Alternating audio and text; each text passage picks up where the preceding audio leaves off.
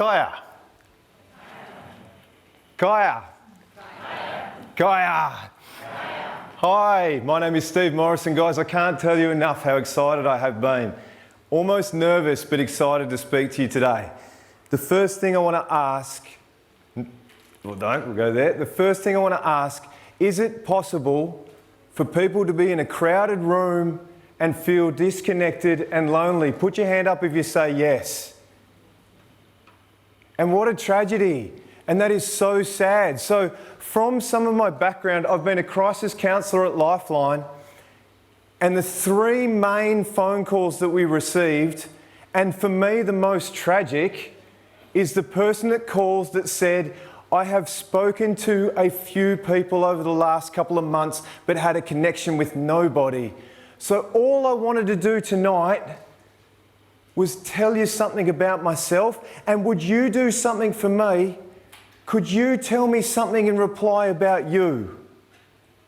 And there's a thing with being a counsellor that we don't share a lot, but there's a power in sharing.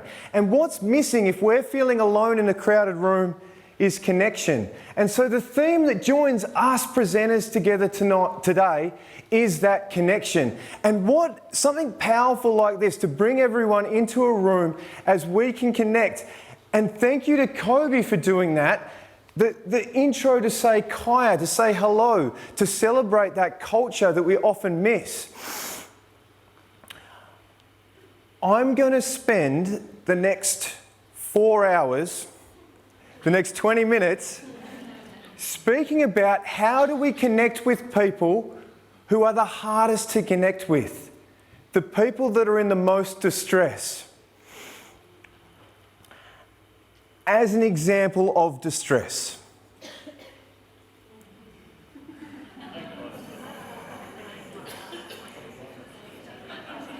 there is nothing okay with putting my little boy, when he's been on the planet for 6 hours, in a Collingwood scarf.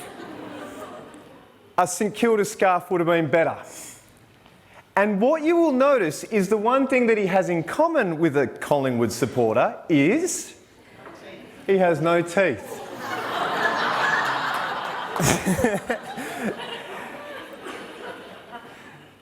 Distress wreaks havoc on our functionality. And if I go back to those calls at Lifeline, people would often call up and say, I've got this problem, can you tell me how to fix it? Now, if I can connect with that person in a meaningful way, their distress will reduce and their functionality will increase, and in about 30 minutes, they will say to me, I've got a few solutions. And I will say, awesome, let's chat about that. So as our distress level goes up, our functionality goes down. And why I wanted to give this talk today was to give you as many skills as I could in 20 minutes as to how we can connect with people who are distressed and how we can reduce their distress. When I say functionality, I don't mean physical functionality. Distress does some things to the body that takes the blood and oxygen away from our brains and puts it into our muscles and into our other energy systems so we can run, we can fight, and sometimes we can freeze. Executive functioning is that part of our brain that allows us to think logically, think laterally, to have perspective, to solve problems, to think creatively, to think innovatively, to access our short and long-term memories. If we can't access our short and long-term memories, we can't access our coping strategies. So our role as caring people is to give people that access by reducing their distress. I want to give you an example of executive dysfunction. And before I put this photo up there, I will say that I'm working really closely with that person to make sure that they're okay. And no, it is not okay for me to grow my hair for 3 years. or to try to dress up with my cat like my cats. And the reason I did that, I'm not even going to go into why I did that, you don't need to know. So, if people are distressed, and by distressed I mean significantly grieving, experiencing trauma, suicidal, or some of the hardest people to reach when they're distressed are people that are in rage and anger. And here are your barriers. A perceived sense of burdensomeness. When we're trying to connect with people who are distressed, they feel that they are having a significantly negative impact on our world, our wellness, so as they don't want to connect with us. There is a perceived sense of isolation. No matter how hard I try to engage you, I don't want to put that burden on you because I feel so far away. A slide that I would normally put up is that in this process, first and foremost, if I am distressed, there is only me. And then when you come along and you try to engage me in a caring and meaningful way, there is you and me.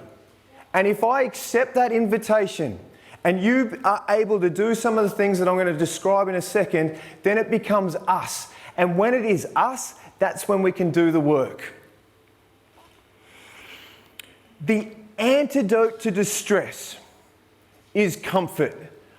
I've run stacks of workshops around reducing distress. And when I've said to people, without showing this slide, what is the antidote to distress, people would say relaxation. And I go, give that a try. If you've got someone that's raging, that's really, really angry, and you say, just relax. What people who are distressed need is not to relax. They need to feel soothed, nurtured, and comforted. How we do that is through compassion and empathy. I would normally ask people, who agrees with that's the right thing to do? Compassion and empathy, the two most powerful human emotions to connect. Put your hands up. The two most powerful human emotions that I've been able to use to reduce, I don't know how many people's distress. How many people that I've spoken to who have been suicidal and alone and disengaged and isolated, and those two things alone allow me to reduce that distress. Now, when I say to people, what is the definition of compassion? That's a struggle. And people would often say love, and I think that's close. And I would prompt them to say that if someone we loved was in pain, what would we want? And they're going to say, for that pain to go away. So the definition of compassion is the desire to alleviate the suffering in other people. And I want to add a couple of things to that. With selfless kindness, without needing anything in return, and without wanting anything from that person. The next thing is empathy, because I can't be compassionate without being empathetic. If I had a superpower, my superpower would be empathy. And what I mean by that is that I am deeply fascinated with the experience of what it is like for someone else to be in their world. And that might be something low-key. Is the blue that I see the same blue that you see? Is the sound that I hear the same sound that you hear?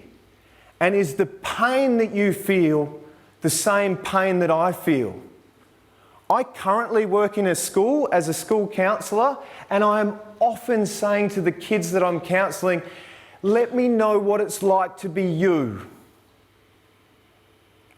Not very often they say it's awesome because they are teenagers. So the definition of empathy, if compassion is the desire to alleviate the suffering in others, empathy is the desire to understand the suffering of others in a kind and selfless way. I want to speak a little bit about anger now. I used to work in hospitality. So I've worked in mental health for about 15 years. And when I left school, I worked in hospitality. And when I worked in hospitality, I did some security work. And you will go, that makes sense because Steve is massive. Or you go, Steve could probably talk pretty well. So I was working one night at a club in Canberra, and it was about 3 a.m. The club closes in 2 hours, and it was a good night. Everything was running pretty smoothly. And all of a sudden, someone stands out of the up inside the club and runs out. And one person does that, 2 people do that, the rest of the club runs out. And I go, my finish at 5 a.m. probably looks more like finishing at 8 o'clock in the morning, depending on what's going on out in the car park. So I wander out there slowly, and there's a huge crowd of people, and what I notice is there's a guy in the car park screaming. He's holding a brick, he's got blood on his hands, and he's smashing the brick into the ground, and he's smashing the brick into cars. And I'm thinking, jeepers, something real bad's happened. So I'm walking through the crowd, and I get stopped when I get to the front by, I think, one of his friends, and the friend says, "Where are you going?" And I go, "I'm going to go and have a conversation with him." And they go, "Nah, we don't talk to him when he's like that." Who in the room's felt angry before? Anger is a really misunderstood emotion where on the one hand, we want to be left alone, and I believe primarily because people are scared of anger and don't understand it. And I think, and I'm going to talk about the 3 drivers of anger that people need to be connected with when they're angry to decrease that distress so they don't do anything harmful for themselves or other people. And he was doing both. So I walk past this crowd, walk towards the guy, he looks at me and he goes, "Human target, this is better than cars and asphalt." Holds the brick up and goes, "What do you want?" And I said, "What's happened?" And he said, "What do you care?" And I said, "Whatever's happened must have been really painful." And as I'm talking, the brick's going down, and he says to me, "I got a text message that I shouldn't have got."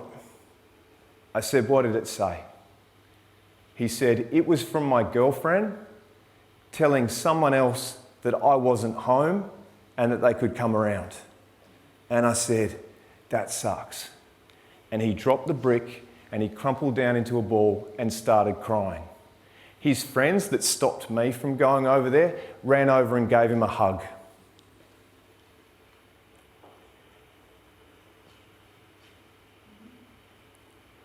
Another story, I was going for a walk in a suburb quite close to this, and I was just walking down the street, and a guy comes crashing out of his house. Had a baseball bat and a really scary dog, Shih Tzu or something. He says to me, the baseball bat, dog's here, and he's holding it, looking really agitated. "Have you been ringing my doorbell?" I said, "No, what's going on?" He said, "My doorbell hasn't stopped ringing for the last 3 days." In my head, I was thinking, gee, you got to get that fixed. I said to him, "That's awful. Can you still hear it ringing now?" He said, "Yes." I said, "So I imagine over the last 3 days you haven't slept and all you've heard is this doorbell ringing. It must be driving you crazy." He goes, "It is. And if you find out who's doing it, tell them to stop," and charged back into his house. 2 things. I made a phone call to the police to ask them to go around and do a welfare check because he was probably having auditory hallucinations. And if that was the case, that is enough to cause someone significant distress and therefore some harm. Second thing, if I responded to his emotional state of are you ringing my doorbell? And I go, no, I'm not. Then we're going to get some sort of conflict. But the message isn't anger. The message is connect with the pain. And I'm going to talk about that in a second. The third story, and last on anger. I pulled up at a service station in rural Western Australia once. And I had a friend with me who knows me pretty well. And I saw just beside the service station there was a house and there's a fence. There was a guy backed up against the fence with his arm folded like this. And there was a woman standing in front of him, screaming at him, pointing in his face. He wasn't saying anything. She's pointing in his face. She's saying super nasty stuff. And I've turned to my person that was sitting next to me in the car, and they said to me, don't go over there. I said, I'll see you in a second. So I went for a walk over there, right? And I say to the guy, not the woman, I say to the guy, hi mate, what's going on? In kind of that tone, enough to get his attention. And the reason I wanted to get his attention, because I know if people are angry and they can't tell you, so they can't use their words, they will show you. And if he's backed up against the fence, I'm like, oh, this is not looking very good. So I go, hey mate, what's going on? He looks at me going, oh yes, a male target. I'm going to smash this guy. I said, that sucks. And he goes, yeah. And I go, what's happened? She's walking off at this stage, right? And I might be a little bit crass here. She's walking off, starts abusing me, going, you homo, small, fill in the blank, homo, small, white trash, this and that. I was like, wow, you're perceptive. How did you know that stuff? And so I say to the guy, I said, what's happened? He says to me, I've never hit her. I go, that's really important to you, right? He goes, yeah. I go, what caused that? He said, her drug and alcohol use. I said, how are you doing? He goes, I'm struggling with that too. We had a chat for about 15 minutes. Really interesting guy. I would love to know the outcomes to all these stories, but I don't. Just that I hope that with that intervention, that distress level goes down and that gives him a break to process, regather, come back and re-enter into that. So here's a little bit more about anger. Anger is a secondary emotion.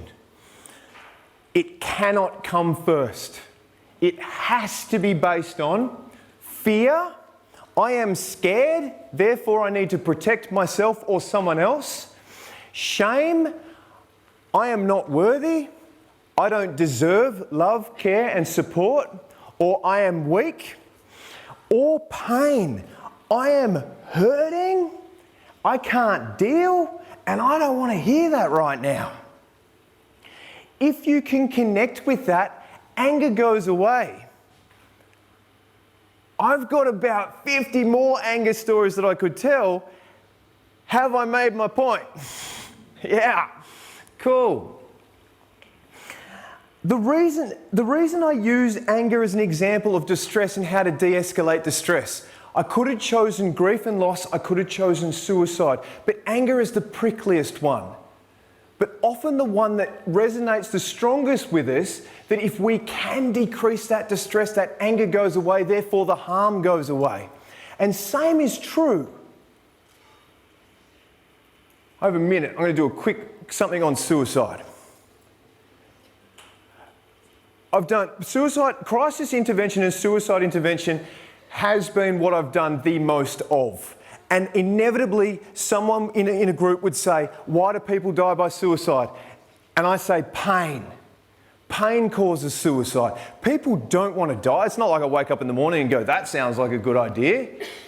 It's not even that I go, I'm in so much pain right now, if I had a cure versus if I still killed myself, I would still kill myself. It's not the case. So if we can decrease that pain and distress, the harm goes away. Willing, able and available. To be a caring person in the community, you need to be willing, able and available. I see a really kind, caring and compassionate audience. So I think you're all willing. I know we're relatively time poor, but we all have a bit of time. So I think you are available sometimes. It's the ability thing where people get stuck. I've seen on a number of occasions people in the community who are devastated and distressed, and thousands of people walk past them. And I don't think it's because they don't care. I think it's because they're scared of what to say, what will happen, and if I don't know what to say, I choose not to do anything at all and hope someone else will. So that my talk today was literally to hopefully empower you all to be more able. And I want to leave you with this quote. The meaning of life is to find your gift, and the purpose is to give it away. A lovely gift that we can all give is kindness, care and compassion. And the meaning of that is to use it in action. Thank you very much.